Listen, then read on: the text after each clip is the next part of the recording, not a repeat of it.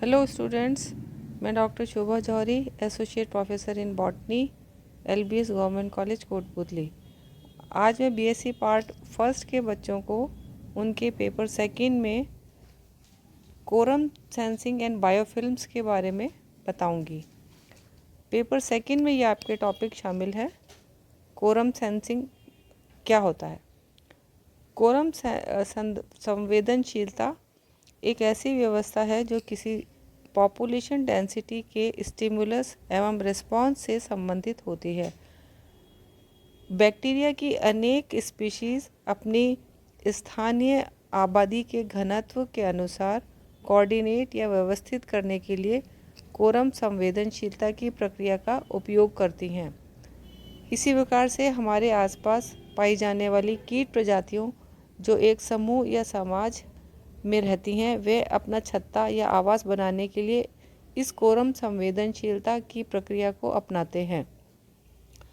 इसके अतिरिक्त जैव तंत्रों के अनेक कार्यों तथा तंत्रों के में कंप्यूटर प्रणाली एवं रोबोटिक्स की जानकारी हेतु कोरम संवेदनशीलता के अनेक महत्वपूर्ण उपयोग होते हैं। कोरम सेंसिंग को किसी भी डिसेंट्रलाइज्ड सिस्टम में निर्णय निर्धारण प्रक्रिया के रूप में प्रयुक्त किया जा सकता है, जब तक कि एकल घटक में अन्य घटकों की संख्या की गणना करने की क्षमता होती है। दूसरा ऐसा पॉइंट है, ऐसे घटक संगठक जिनके साथ में वे इंटरैक्शन करते हैं। एंड नेक्स्ट इज एक मानक स्टैंडर्ड रिस्पांस का प्रक्रम, जब घटकों की संभावित संख्या के बारे में हमें जानकारी मिल जाती है। कोरम सेंसिंग की प्रक्रिया के कुछ सर्वोत्तम उदाहरण जीवाणुओं में देखे जा सकते हैं। बैक्टीरिया के अध्ययन में इसके लिए उनका पॉपुलेशन डेंसिटी महत्वपूर्ण है। कोरम संवेदनशीलता का उपयोग अनेक बैक्टीरिया प्रजातियां बहुत से महत्वपूर्ण प्रक्रमों एवं कार्यकलापों जैसे कि बायोफिल्म फॉर्मेशन, उग्रता या वायरुलेंस तथा एंटीबायोटिक रेजिस्टेंस के निर्धारण के लिए करती हैं।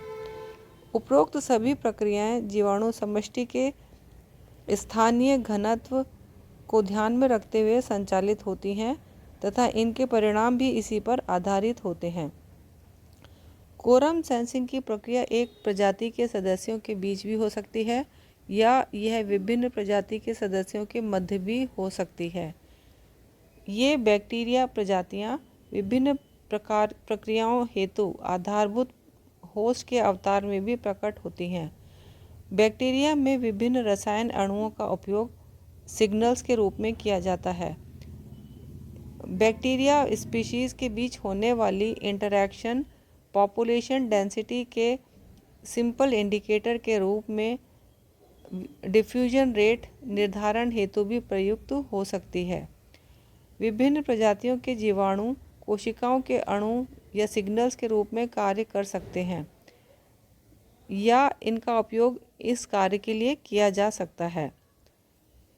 संकेतक अणुओं अर्थात सिग्नलिंग मॉलिक्यूल्स के प्रमुख उदाहरणों में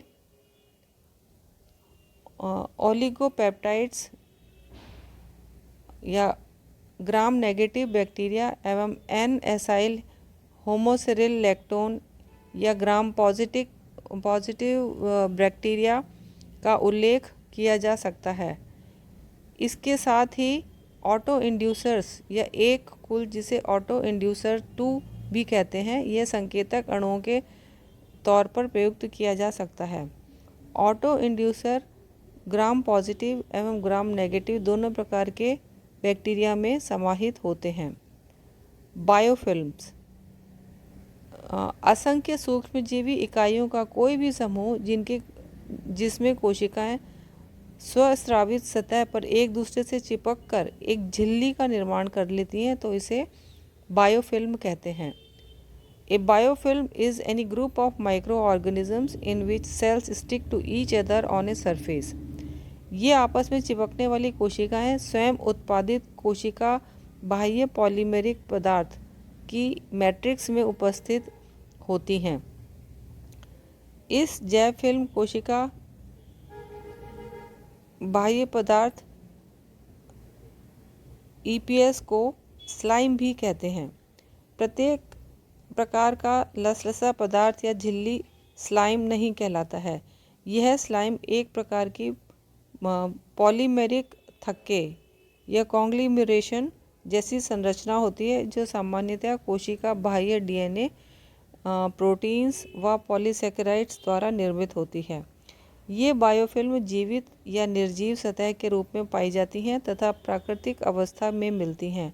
साथ ही औद्योगिक एवं अस्पतालों के परिवेश में भी पाई जाती हैं। एक बायोफिल्म पर वृद्धिशील सूक्ष्मजीवी या माइक्रोबियल कोशिकाएं उसी संजीव की प्लैंक्टोनिक कोशिकाओं से भिन्न होती हैं। दोनों की फिजियोलॉजी अलग प्रकार की होती है क्योंकि प्लैंक्टोनिक कोशिकाएं एक रूप में द्रव में समान रूप से तैरती हुई पाई जाती हैं।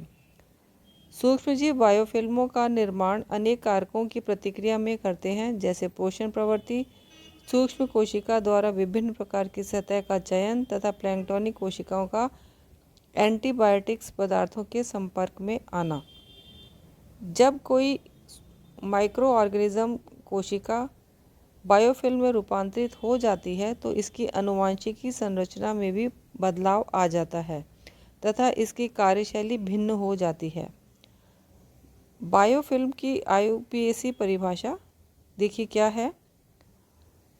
माइक्रो ऑर्गेनिजम्स का वह एग्रीगेशन जिसमें स्व उत्पादित मैट्रिक्स में सूक्ष्मजीवी कोशिकाएं धसी हुई पाई जाती हैं। यह मैट्रिक्स एक कोशिका एक्स्ट्रा सेल्युलर पॉलीमरिक सब्सटेंस द्वारा निर्मित होती है। यह EPS कण एक दूसरे से किसी सतह पर दृढ़ता से चिपके होते हैं तथा स्वयं एक सतह बनाते हैं। Aggregate of microorganisms in which cells that are frequently embedded within a self-produced matrix of extracellular polymeric substance EPS adhere to each other and or to a surface, इसको हम कहते हैं बायोफिल्म। तो ये थी बच्चों जानकारी आज कोरम सेंसिंग एंड बायोफिल्म के बारे में। Thank you.